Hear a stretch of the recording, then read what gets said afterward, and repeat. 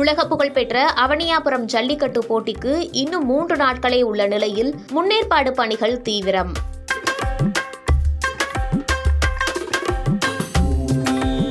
பொங்கல் பண்டிகையை முன்னிட்டு தமிழர்களின் வீர விளையாட்டான ஜல்லிக்கட்டு போட்டி மதுரையில் அவனியாபுரம், பாலமேடு, அலங்காநல்லூர் ஆகிய பகுதிகளில் தை மாதம் தொடங்கி நடைபெறவுள்ளது.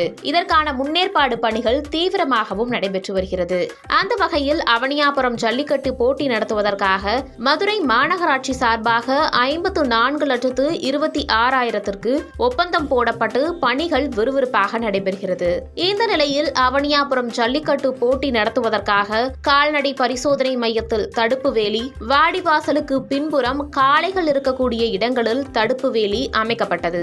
நேற்று முதல் முறையாக கட்டி தண்டவாள வாடிவாசல் அமைக்கும் பணியும் நடைபெற்றது. அதனைத் தொடர்ந்து இன்று விழா மேடை, குடிநீர் மேடை அமைப்பது, சாலை இருபுறமும் பார்வையாளர்களை தடுக்கும் வேலி, சாலையை சீரமைப்பது உள்ளிட்ட பணிகள் தொடர்ந்து நடைபெறுகிறது. அவனியாபுரம் ஜல்லிக்கட்டு போட்டி நடைபெறுவதற்கு இன்னும் 3 நாட்களே உள்ள நிலையில் அதற்கான முக்கிய அம்சமாக விளங்கக்கூடிய வாடிவாசல் அமைக்கும் பணி நேற்று தொடங்கி இன்றும் நடைபெற்று வருகிறது. அவனியாபுரம் ஜல்லிக்கட்டு போட்டி முன்னேற்பாடு பணிகள் 70% நிறைவடைந்த நிலையில் காளைகளை சேகரிக்கும் இடம், மருத்துவ பரிசோதனை முடிந்து வாடிவாசல் நோக்கி வரக்கூடிய பகுதி உள்ளிட்ட பகுதிகளில் சவுக்கு மரங்களால் தடுப்பு அமைக்கப்பட்டு அதன் பின் இரும்பு தடுப்புகளால் வேலிகள் அமைக்கப்படும்.